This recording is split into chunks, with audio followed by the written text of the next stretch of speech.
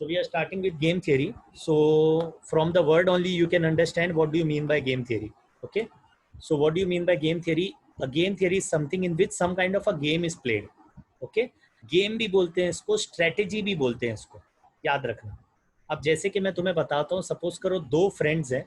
हाँ, दो फ्रेंड्स हैं और सपोज करो दोनों जो है ना, अब जाहिर सी बात है अगर दोनों कोई गेम खेल रहे हैं या अगर सपोज करो दोनों कोई स्ट्रेटेजी अप्लाई कर रहे हैं तो दोनों की ख्वाहिश क्या रहेगी कि मुझे प्रॉफिट हो.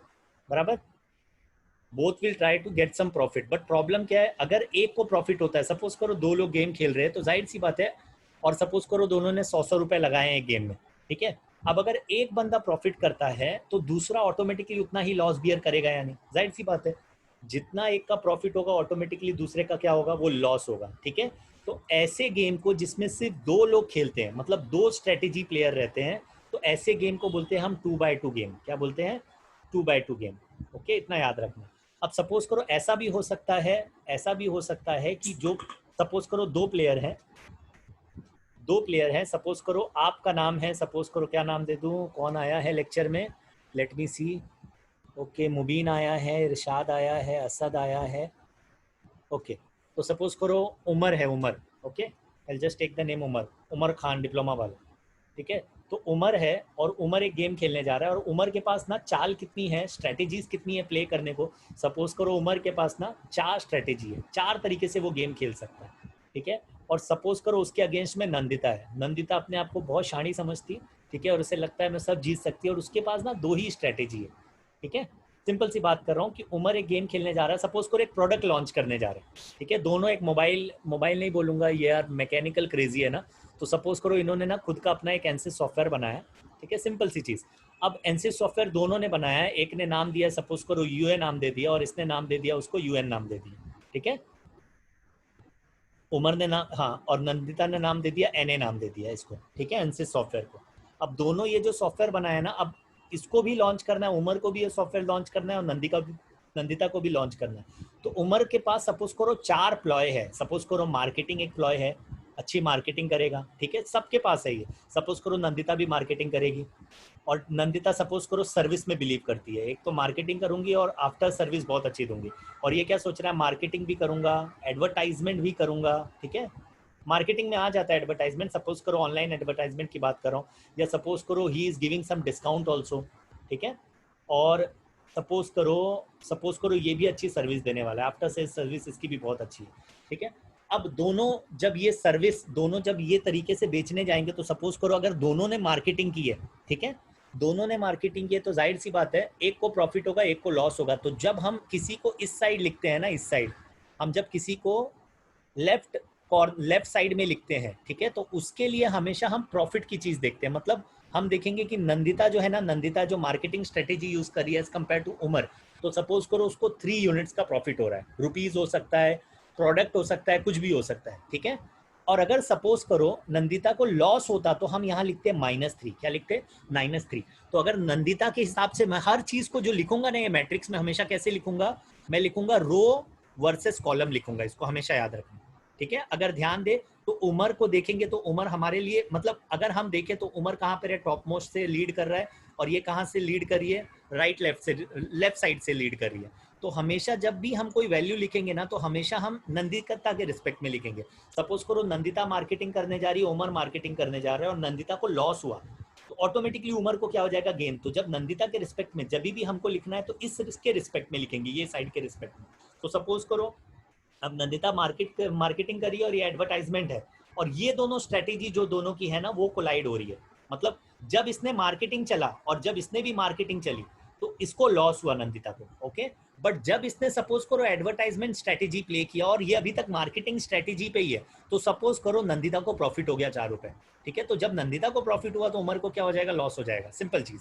तो ऐसे ये जो मैट्रिक्स है ना, ये जो वैल्यूज हम लिखते हैं ना, I hope everyone is getting. तो ये मैट्रिक्स को हम बोलते हैं पे ऑफ मैट्रिक्स. क्या बोलते हैं हम इसको? पे ऑफ मैट्रिक्स. पे ऑफ मैट्रिक्स में हम हमेशा प्रॉफिट या लॉस लिखते हैं या क्वांटिटी लिखेंगे. बट क्वांटिटी कभी नेगेटिव नहीं होती, अगर आप ध्यान दो तो क्वांटिटी हमको अच्छे से पता है, क्वांटिटी जो रहती है ना वो नेगेटिव नहीं होती. Correct.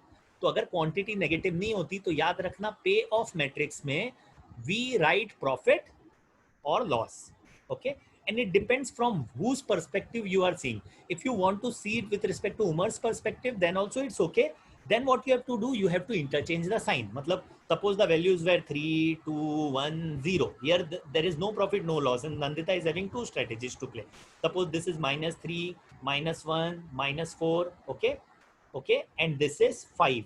Okay, so what I am saying, if you want to write it with respect to Umar, ठीक है, उमर को क्या वैल्यू मिल रही है उसके रिस्पेक्ट में देखना है, तो ये सब माइनस हो जाएगा और ये वैल्यूज क्या हो जाएंगी, प्लस हो जाएगी. तो ये ऑटोमेटिकली क्या हो जाएगा, माइनस, और जीरो क्या रहेगा, एज इट इज रहेगा. Okay, I hope everyone understood. तो ऐसे हम क्या करते हैं, गेम क्या करते हैं, हम एनालाइज करते हैं. ओके, एक और इंपॉर्टेंट चीज क्या बतानी है, गेम में इंपॉर्टेंट क्या है, सपोज करो कभी भी कोई भी इंसान अगर स्ट्रेटेजी प्ले करता है, suppose I am playing a strategy, ठीक है, आई प्ले अ स्ट्रेटेजी, तो व्हाट इज इंपॉर्टेंट, दो चीज बहुत इंपॉर्टेंट है. Either I should get maximum gain, correct, या तो मेरा मैक्सिमम फायदा हो या तो मेरा क्या हो, मिनिमम लॉस हो. अब देखो, अगर नंदिता चाहेगी मेरा मैक्सिमम फायदा हो, नंदिता को मैक्सिमम फायदा हुआ, तो उमर ऐसे गेम खेलेगा कि उसको लॉस कम से कम. ओके, और अगर सपोज करो नंदिता को लॉस हो रहा है, तो नंदिता क्या कोशिश करेगी, कम से कम लॉस हो. तो जाहिर सी बात है, कम से कम लॉस जितना भी होगा उस पर मैक्सिमम प्रॉफिट किसको मिलने वाला है, उमर को मिलने वाला है या नहीं, करेक्ट. तो हमेशा इसमें इंपॉर्टेंट चीज क्या है, एक बंदा मैक्सिमम गेन करता है तो दूसरा बंदा कभी ये नहीं चाहता मेरा मैक्सिमम लॉस हो.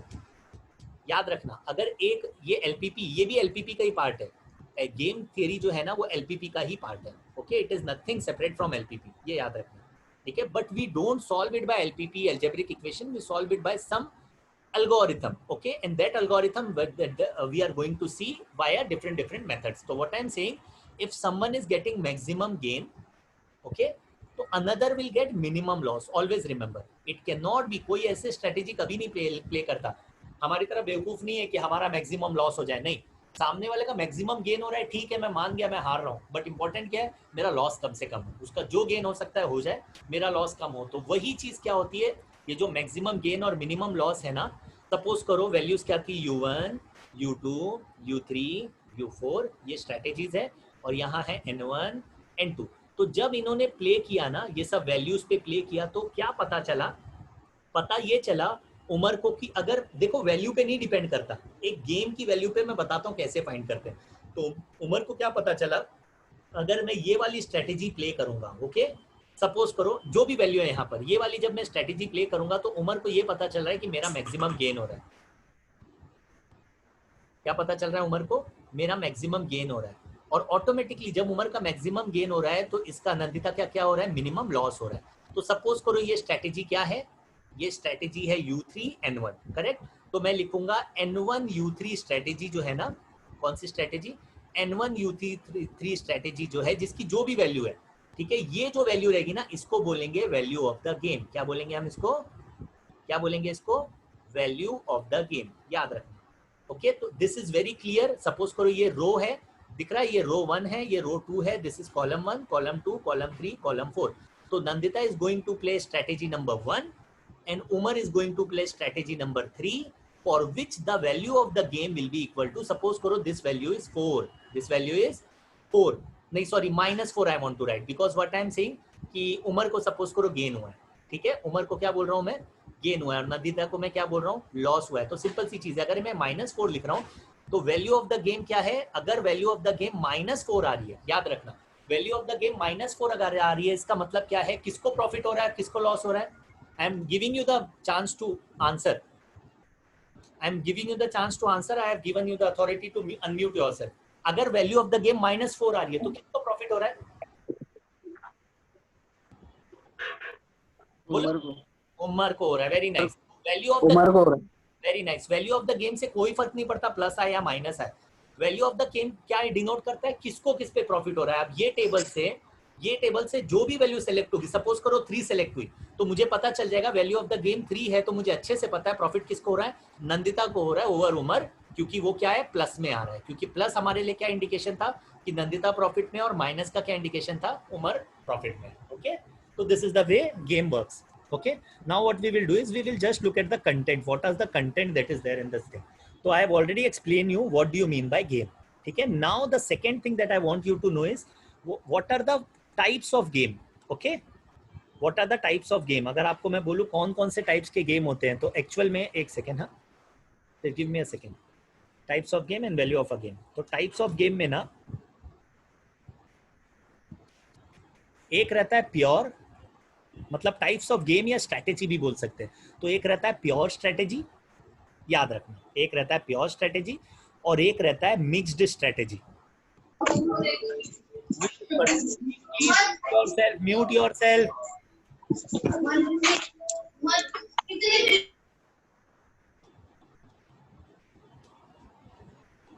तो there are two kinds of strategies और two kinds of game, one is pure game बोलते हैं और एक को बोलते हैं मिक्स्ड गेम। तो एक प्योर स्ट्रेटेजी होती है और एक मिक्स्ड स्ट्रेटेजी होती है। अगर just listen to what I am saying, if you just look at the payoff matrix, just by looking at the payoff matrix, okay, if you are able to find the value, okay, you are able to find the value of the game, such a game is called as pure strategy game, okay, yaad rakhna, this is called as pure strategy, okay. And if you just look at the game and you are not able to conclude who is winning and who is losing, okay, who is getting maximum gain and who is getting minimum loss, and you have to apply some kind of a method, apply some methods, okay, apply some methods. Just by looking at the payoff matrix, you are not able to determine who wins and who loses. So if you have to apply some method to determine who wins, ठीक है, और who loses, ठीक है, so that the value of the game can be found out, ठीक है. This strategy is called as mixed strategy. Remember, there are two kinds of strategy in which the game can be played. One is pure strategy, another is mixed strategy. Okay. Now, whenever you get a pure strategy, always remember, pure strategy में you always get a point which is called as saddle point. Remember, ठीक है. In a pure strategy, you always get a point which is called as saddle point. And whenever there is mixed strategy, for the mixed strategy, you won't get no saddle point. You won't get any saddle point. Remember, for a pure strategy, you will get a saddle point, and for a mixed strategy, you won't be getting any kind of a saddle point. Done? Now, after this, we will again go to the content. Yeah. What is the value of game? I have already told you the value of the game is either the maximization or minimization, either the profit or the loss for a particular strategy, correct? For a particular strategy to be played. Remember, the profit or loss for a particular strategy to be played by the player will give me the value of the game. Done? Okay? Simple? I hope everyone is getting. Okay. Now, one more thing that I would like to add is, देखो, rather than saying, see, suppose there are two competitors, competitor 1 and competitor 2. There, we only play for two competitors. We never play for more than two competitors. In our syllabus, this is the maximum thing that we do. Okay. So if we are playing for two competitors, okay, suppose this is having two strategy. Suppose this is having two strategy, C1 and C2, and this is having two strategy, C3 and C4. So the matrix will be, the payoff matrix will be 1 1 1 2, correct now? Whatever you want to write, then 2 1 2 2. So the payoff matrix will be 2 by 2. Such a game is called as 2 by 2 game. Yaad rakhna. Okay, and when this, suppose this player, this competitor is having one more strategy, so this will come out to be 1 3 and this will come out to be 2 3. So in such a case, you know what is the order? The order will be 2 by 3, correct? And it can also be 3 by 2. Okay. तो अगर ऐसा कोई भी order हो, 2 by 2 से हटके कोई भी ऑर्डर होता है, तो हम उसको m by n बोलते हैं. क्या बोलते हैं? m by n game. याद रखना, ठीक है. m by n में m क्या हो सकता है? It can be greater than, it can be greater than 2, and n2 can be greater than 2. It can be anything. It can also be equal to 2, but if both are equal to 2, then it is 2 by 2 game. But if one of this is not equal to 2, if it is greater than 2, suppose what I am saying is, I'll just put it for you so that you understand. I'll just put it for you. 1 second. Suppose m is greater than 2 and n is equal to 2. Okay. So this will be called as m by 2 game. Remember.